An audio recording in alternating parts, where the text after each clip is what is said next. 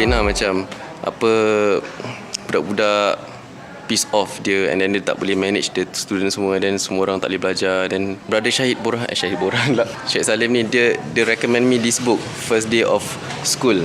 So okay, can you tell me about the book? The book, okay. About student management. Maybe I got to start from NIE. The story. Can. In 1993, I was in NIE to do my training as a teacher. Okay. And we went for practicum, and I found out that classroom management is a headache.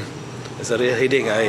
I'm just thinking that if I don't solve this problem of classroom management, if I can't manage the students in my class, I think I may not enjoy teaching at all. Okay. So I went around NIE. In the NIE library, I found how to be a super successful teacher. The book says the same thing. The number one problem in the classroom is not discipline. It's a lack of procedures and routines. Routines. So what are procedures and routines? Okay, procedures and routines are habits, classroom habits that dictate how they should behave for any activity. If let's say you have a group work activity and you find your students are too noisy, that means they have not been habitualized to a particular routine or procedure. And the fault is the teachers, because the teachers are the captain of the ships. Right? The teacher dictates. The teacher is a king. So if the teacher does not teach the students how to act and behave in a proper way, according to a certain procedure that he has devised, then the students won't know how to behave. They will behave the way they think they have the right to behave. Okay. So the first week of school should not be spent teaching subjects.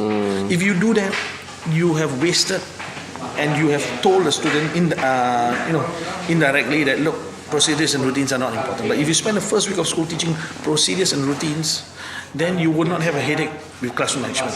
You cover rules, you cover procedures. Once procedures become habitualized, they become routines. I've tried to work when I didn't know about the importance of procedures and routines, and they were just talking, the students were just talking, making lots of noise, and I get angry because I expect them to behave like an adult, right? I expect them to behave responsibly, but children, they do not know how to behave, and they are also growing up at an age where they want to assert their right. They might not, boys may not like girls may not like boys, and they like to quarrel and argue. So we got to teach them the procedure.